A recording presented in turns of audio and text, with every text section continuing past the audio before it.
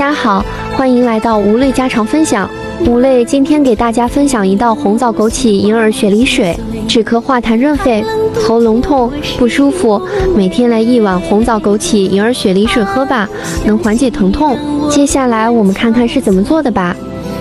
这是我们要准备的所有食材：雪梨1个，银耳1块，红枣10个，枸杞20粒，白萝卜半个，老姜1块，冰糖20粒。然后我们再把所有食材处理一下。我们先给这个雪花梨打开包装袋。现在的雪花梨好难买呀，好不容易买了几个，这外皮还都黑黑的。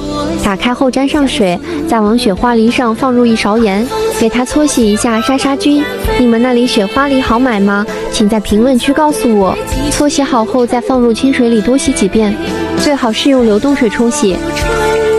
再把红枣给它倒入盆中，再放入少许面粉，再放入清水给它搓洗干净。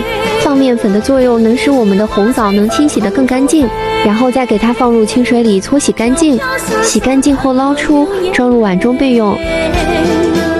然后我们再把银耳放入温水中泡发。接下来我们再给这个洗干净的雪花梨改刀切成片，先给它削成块，再去掉里面梨核，然后再切成片。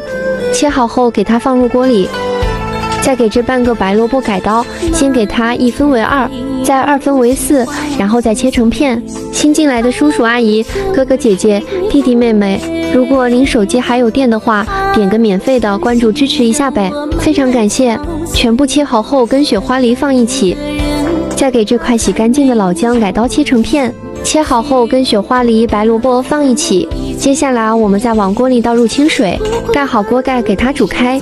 开锅后我们打开锅盖，再放入洗干净的银耳，再放入枸杞，再放入红枣，再放入冰糖，然后盖好锅盖，小火炖20分钟。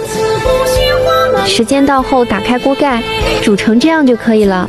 然后我们关火盛入碗中。如果视频对你有小小的帮助，请帮我点赞关注，评论强力推荐收藏分享转发出去吧，希望能帮助到更多小洋人。趁热给它喝掉，效果更佳。好了，今天视频就到这里了，感谢大家观看和聆听，我们下期再见，拜拜。